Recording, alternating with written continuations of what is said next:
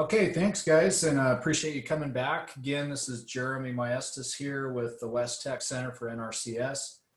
And if you thought I was excited about woodland expansion and invasive annual grasses, wait till I tell you this story.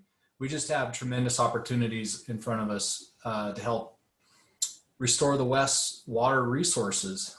So I'm excited to share this information with you and get you thinking a little bit about some strategies potentially in your regions to tackle threats to this resource.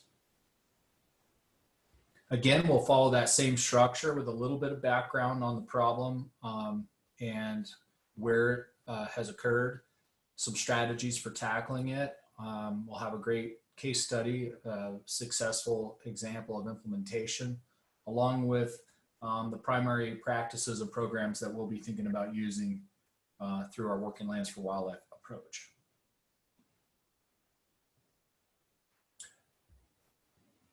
On the range, water is life. You know, aridity has defined the West, the settlement patterns of humans when they moved out here, and especially for agriculture, but even more recently with urbanization. And of course, wildlife are heavily dependent upon these limited resources in an otherwise dry landscape. And so really disproportionately important to all of the regions we're talking about here, but maybe even more so down there in that desert Southwest where it's just really dry. And so you see biodiversity go through the roof as you get closer to these riparian and wet meadow resources. Unfortunately, many of those resources are not in great condition. The EPA did a wadeable streams assessment looking at the biological condition of streams both in the plains and out west, and found that over half of them were considered to be only, fair to poor condition. And so we have a tremendous resource concern that's quite widespread. Unfortunately, we have a lot of this.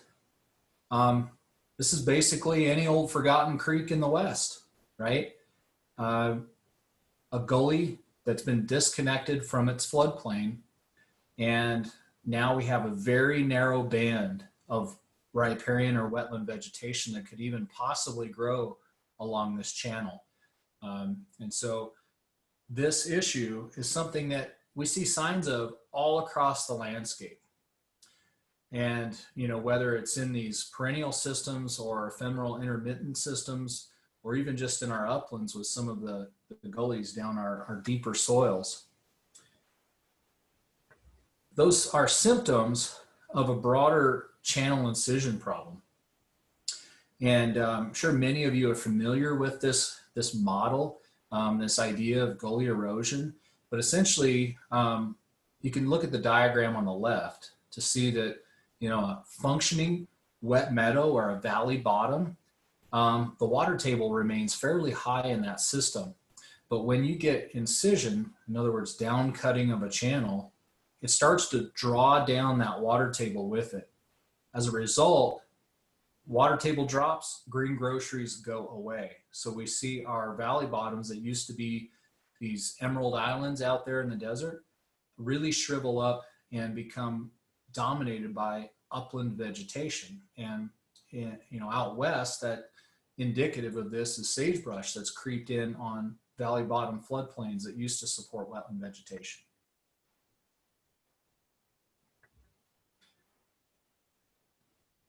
And it's not just about what's happening in the valley bottom. We know that it's a whole watershed effect.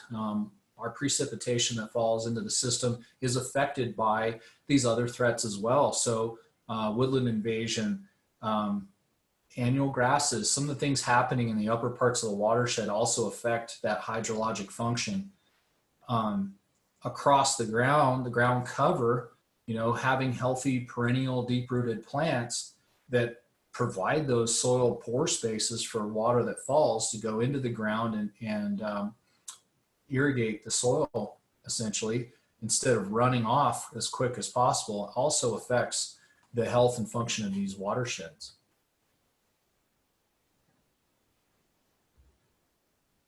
And I like to think back to elementary school. Sometimes I wonder if most of what we learned by 5th grade, we've learned what we needed to know and we just forgot about it. You remember the water cycle? This is really what we're talking about. Capturing that moisture that falls out of the sky and keeping it in the land a little bit longer before it moves out to the ocean or goes back into the atmosphere. And so it's really that upper soil moisture profile that's doing a lot of the work in terms of vegetation that affects wildlife and agriculture. And the big picture of all of this, it's a shared vision about the resiliency of these valley bottom systems. And by valley bottom, I mean those riparian and floodplain and meadow systems associated with the run-in sites on the landscape. The picture on the left here, that incised degraded gully, is just a drainage ditch that rushes water off the land as quick as possible. When we restore those or maintain them before they're ever lost, what we provide is that natural storage. It's a piggy bank for those leaner times during the year when water is highly limited. And by doing that, retaining more water in the soil, it increases that vegetation productivity, and ultimately it improves our resiliency to drought, to fire, and to flooding.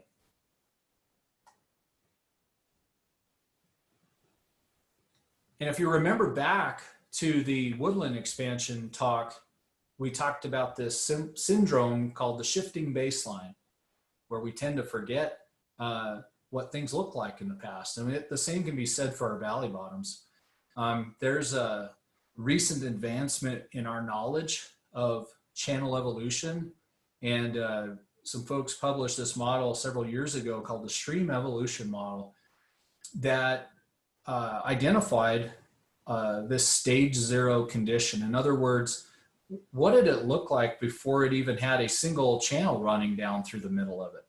And so we've really had our eyes opened up to this concept as a potential reference condition for many of our stream reaches. But essentially you get things like this. You get big, wide, wet meadows that really don't have a defined channel. Or in systems where you have more water, you actually get lots of branching streams all over the place, and beaver dams and big, huge, wide willow and cottonwood galleries. Those types of systems used to be much more common in the past. And for NRCS and landowners, we have a big role to play. And it has to do with the settlement history of the West and the fact that most people homesteaded near water. When we look, especially out in the Intermountain West, we have a tremendous amount of public land. But those lands are drier lands and less productive. While the majority of the West is publicly owned, the majority of the water resources are privately owned. And so we have a disproportionate role to play in helping landowners solve this particular threat. Again, I'm going to walk through an example like we've done for the other threats of where we see these greatest outcomes for wildlife and ranchers. And I'm going to do that in a place called the Gunnison Basin. The Gunnison Basin is down there in kind of southwest Colorado. And this is a tremendous partnership that's come together to address this issue of channel incision and the loss of our riparian and meadow systems in an area that's really important to wildlife and ranchers. And the emphasis of this whole effort is to build back that resiliency that I introduced you to a minute ago. A little background on the Gunnison Basin Working Group. So this is a very diverse group of partners that includes NRCS and a lot of our state NGO and other federal partners, landowners. The area is a ranching and tourism driven region. And it's a high elevation area that gets really dry, hot and dry in the summer. And it's home to this unique species of sage grouse called the Gunnison sage grouse. It's found there and nowhere else in the world. And so this group came together to really discuss not only how to address the uplands, the sagebrush uplands, and manage their health, but also the valley bottoms that are critically important as well. And the connection here to grouse is really this late brood rearing season where birds that normally nest in dry uplands, the hens take their little puffball chicks and they follow the green line, so to speak. As things dry up, they move into these greener spots in the landscape that still support lots of forbs, insects, and water. But unfortunately, many of the systems that we're dealing with look like the stuff on the right, drained and out of those resources.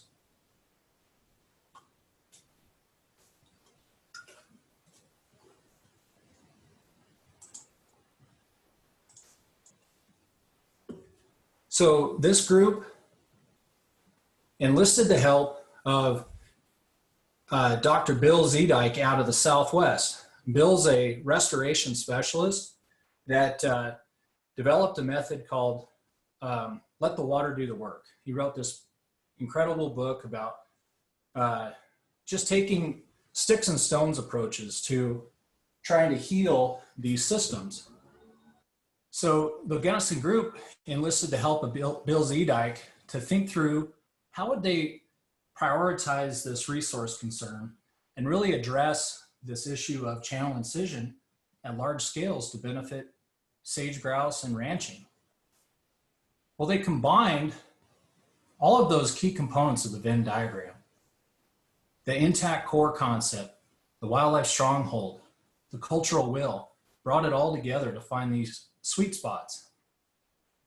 And the type of data that they brought into this exercise included the restoration potential. In other words, like how bad was the level of incision? How wide were the valley bottoms? Were there opportunities for them to restore big, wide green groceries on the landscape? They layered in the sage grouse information. Again, they used like lek buffers where they knew that those areas around the nesting habitats were actually where most of the brood rearing and where the hens and the chicks wanted to be. Then they layered in information that you can't map, like where are the landowners ready? Where are the partnerships in place? And so they refined the spatial data that they had with the local information on capacity to identify these little sub-watersheds within the basin. That's what the red in the bottom right identified. So sweet spots, where could they get started to address this widespread concern?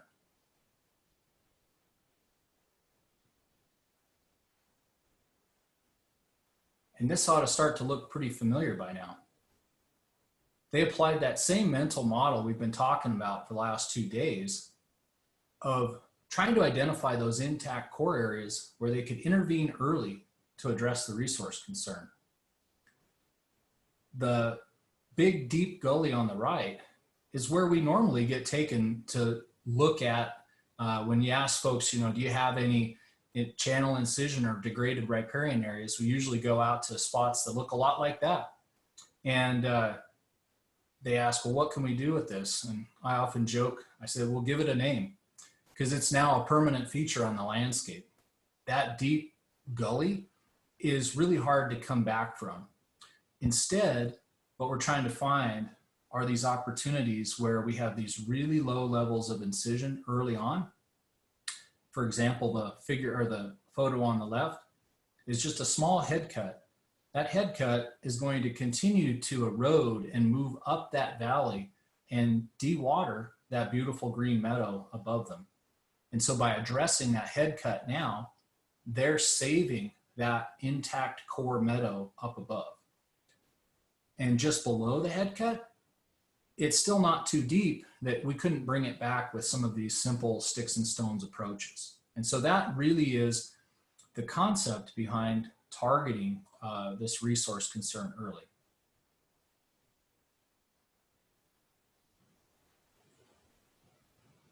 And just to sum up with what was a really incredible effort, just since 2012, this group has installed over 1,500 restoration structures, treating 24 miles of stream.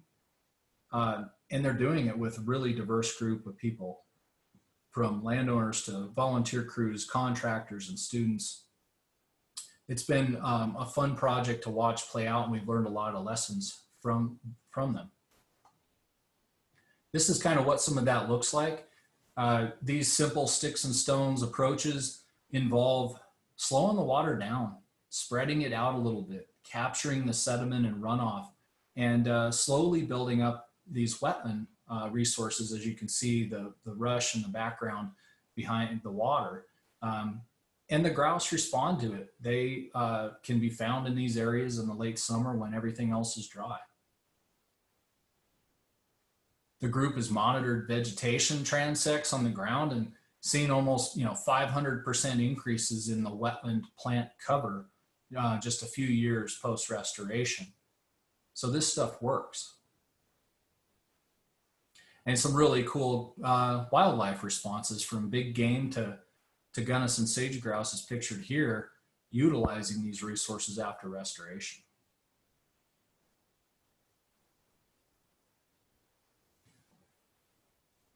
So again, some key ingredients that made this example successful. Strong cultural will, just a great partnership of people all working on addressing that same idea of achieving outcomes for ranching and wildlife. They used a spatially targeted and strategic approach, so they didn't try to bite off the worst problems. They highly targeted their work and focused on preserving those intact cores first. They've adapted practices and programs to achieve outcomes. We didn't really know what to do with some of these practices from an NRCS standpoint. And so our idea about, like, how do we incorporate low-tech sticks and stones approaches into our NRCS practices and programs, those folks started doing it. And then, of course, that diverse partnership and many hands make light work idea was really, employed to help take this to scale. All right, shifting gears a little bit from that great case study in Gunnison Basin, we've really had, I would call it, an awakening in the sage grouse initiative back in 2015 when we did our second version of SGI, the 2.0 strategy. And we all started to recognize that we can't just work in the uplands. We had a very tight focus on restoring sagebrush uplands in our first few years. But of course, most of our staff and our producers and our partners recognize the value of the water resource and that late brood connection. So when we embarked on our 2.0 planning process, it was a lot like what we're doing now with you all, except we brought, at that time, we could travel, right? And we had our staff, our state leads for NRCS sage grouse states come to Denver. Our state conservationists came there.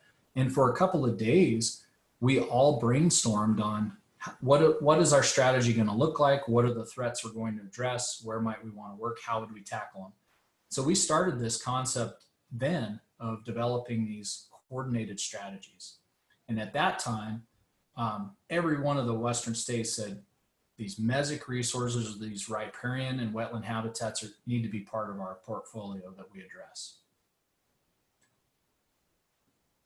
Unfortunately, when we talk about stream restoration, it often conjures up these visions of Tonka toys. And in fact, if you do a Google search of this is what you're going to find. Highly expensive, and it's been a history of NRCS to have pretty highly engineered solutions to restoring these systems. But what we need are scalable solutions. you know, the majority of our waterways are not the big main stem rivers. They're these first order streams in the headwaters that occupy our rangelands and our forest lands. There's so much opportunity. You know, those little red tributaries here are the little small creeks that we usually walk right past, but there's a tremendous opportunity for us to affect a lot of area addressing those. And so our team of state leads all came together around this planning guide, we called it at the time. We identified a whole suite of practices that we thought we could do effectively and achieve this hydrologic restoration in particular on these systems. And but instead of just listing them all out and saying choose which option you like, we actually put them into kind of two buckets. We said there are the things that we're going to do that will always be in our toolbox that are really expensive and important, but they're just going to be limited in the extent we can actually do.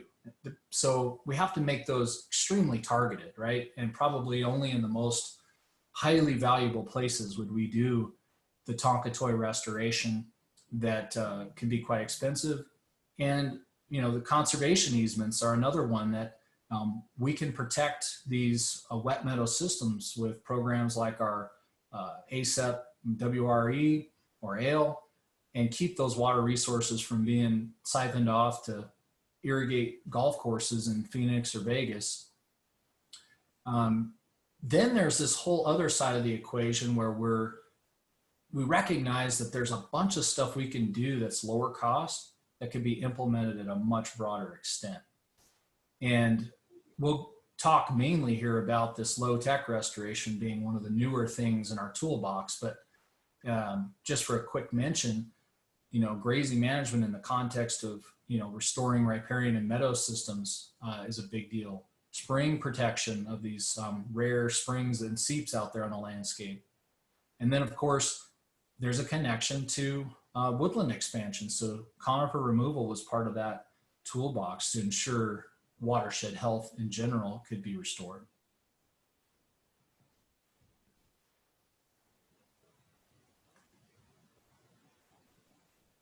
So I'm going to focus in now on, you know, just the mechanics of trying to achieve outcomes and adapt our programs and our tools to meet the needs. And we just saw too many people sitting on the sidelines at the time. When we do stream restoration with those traditional tools, only certain specialized folks can be involved with that. And so we actually looked to our partners, our external universities. We looked to the Southwest with Bill Zedike out of New Mexico, who developed these techniques.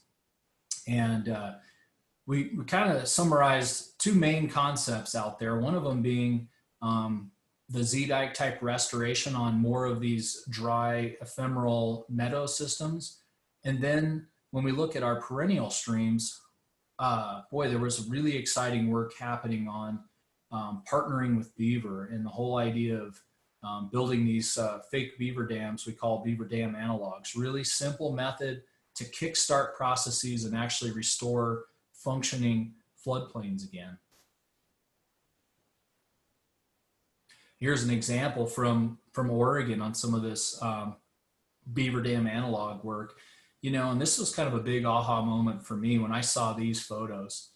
The top left photo of Bridge Creek in 1993 is what unfortunately many of our streams look like.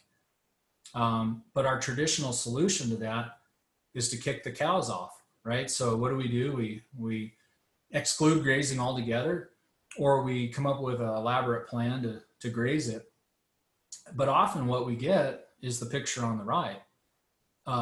Just a prettier drainage ditch. We got a little bit of coyote willow coming back along that channel, but it's just a narrow band of green in what could be a much larger floodplain system. And so what we need to do is really reimagine what's possible with our valleys. And that's the picture on the bottom where not just grazing management alone, but perhaps sometimes we need an additional kickstart and forcing that water to spread out, slow down, build that resilience. And this is what happens when you partner with beaver and use those beaver dam analogs. So this concept was something that we were really excited about. So we went to Doc Noggle and said, hey, can you look into this stuff and just give us a little bit of added confidence going into this before we really scale it up? Take a look at, like, does it work? And so we did this really cool study with Nick Silverman, where he evaluated 3 large-scale projects that were already on the ground to see if we could measure an effect using remote sensing.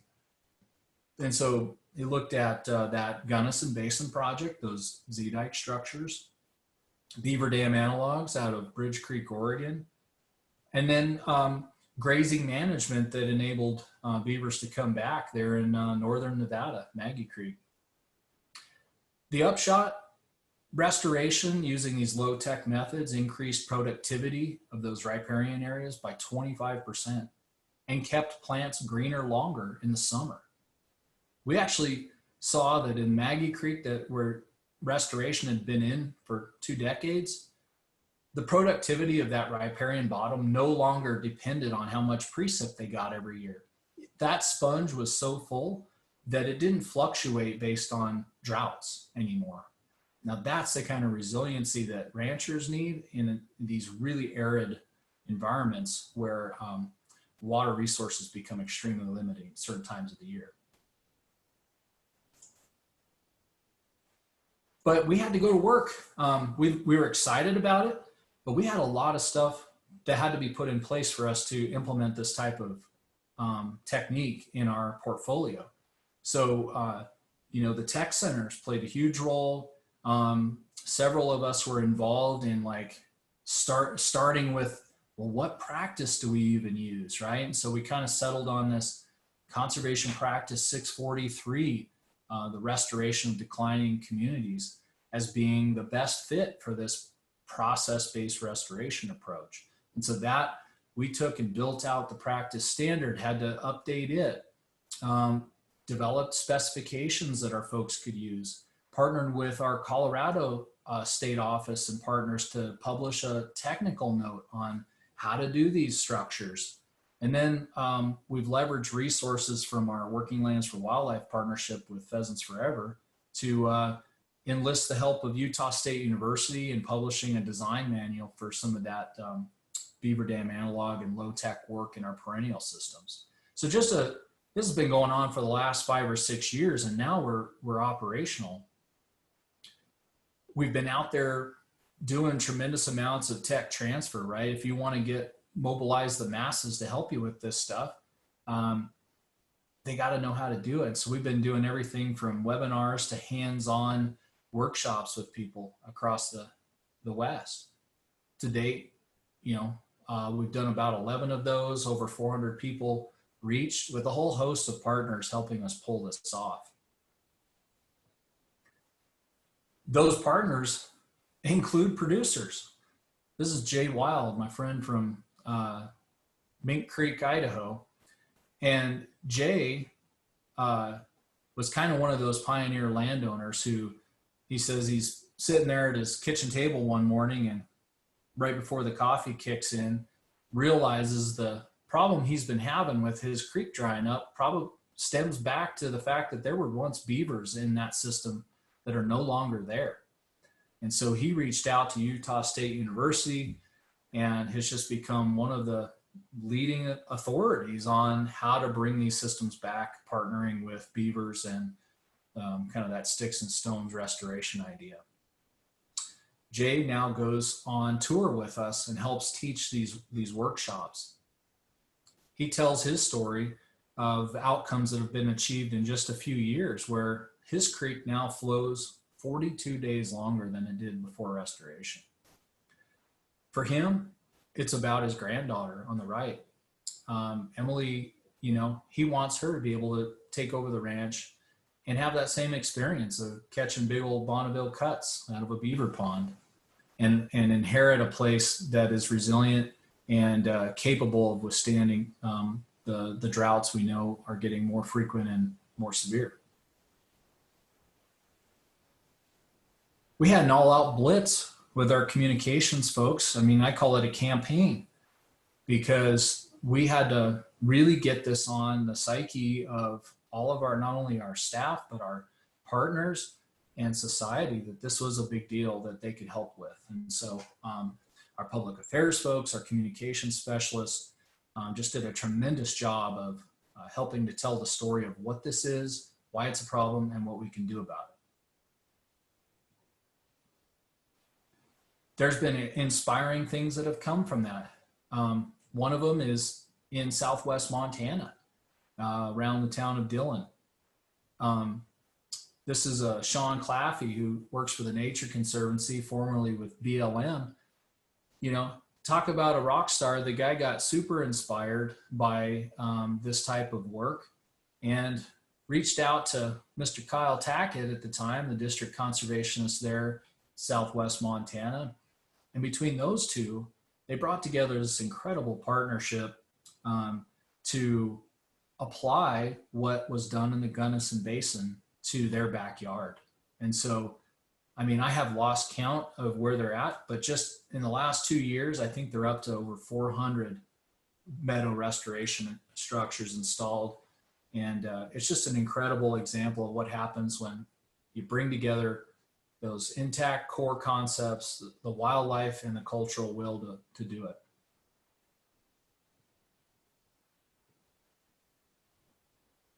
And we're seeing this take off all over the West. People love getting their hands dirty, and they see the results of the work, and we have the science to back it up. So my call to you all is, who's next? You know, which states should we put up here? I would love to have a slide with Kansas, you know, Arizona. I think this stuff applies everywhere. And I hear from our folks, you know, Dean Crable, Andy Burr out there in Kansas, who came out to Idaho and got his hands dirty learning about this. They see opportunities even in some of the Great Plains areas. And so I encourage you to think about, you know, could this be part of your guys's kind of holistic approach and a threat that might be relevant in some of your communities? And I'll put in a shameless plug. If you're interested in this stuff, we got 2 events, thanks to COVID, coming up that are free and open to you. The first one is in a couple of weeks. We've got a webinar. I'm partnering up with a guy by the name of Sean Connor, who has led a lot of the project implementation in the Gunnison Basin.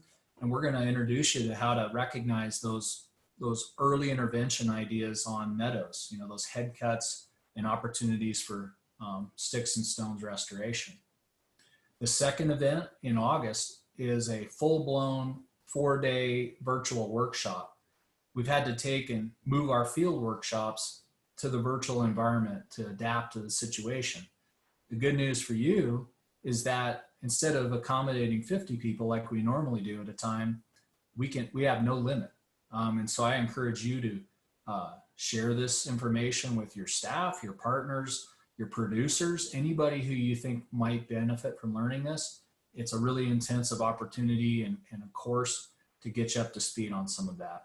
And that's a big thanks to our Working Lands for Wildlife Partnership Agreement that's helped pay for that. Finally, just to wrap up, we got a ton of resources available to you if you decide to go down this path. I'll leave these links in the presentation. You can chase those down. I love this stuff. Please call me, and I'd love to help you think this through if you're at all interested in addressing this threat in your region. So with that, I will kick it back to you, Danielle. All right, thank you, Jeremy. Honestly, I was not aware of the number of restoration structures that have been installed. That's impressive. I did not know it was that many, so that's great. Jeremy, we have one question for you, and that's what causes the initial formation of the head cuts? Yeah, there's a lot of different reasons for that.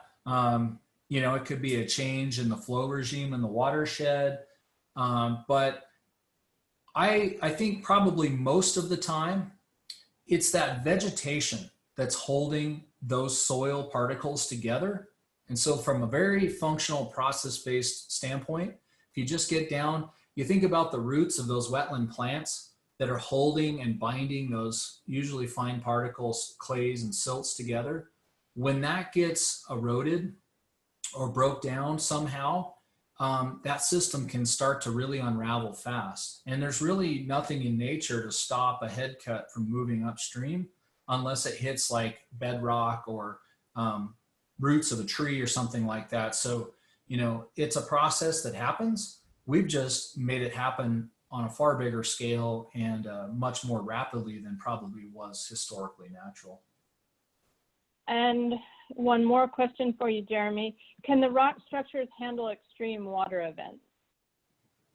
You know, it's amazing because, and I encourage you to come to these trainings because from an NRCS standpoint, where my head was before I learned about all this stuff was like probably the same place as yours. Well, how big does the rock need to be? And, you know, we're used to designing these heavily engineered structures that can withstand massive events. There's something different about this. When you get to the point of hand placing rock, and it's like masonry work almost, where you're fitting rock together, it really doesn't matter how big the rock is. It's this concept of taking your time with restoration. You know, our structures are not big. They're small steps that just kind of easily build that system back up. So they can withstand tremendous runoff events most of the time because they're low and they're hand placed essentially, not just a random rubble pile thrown out there.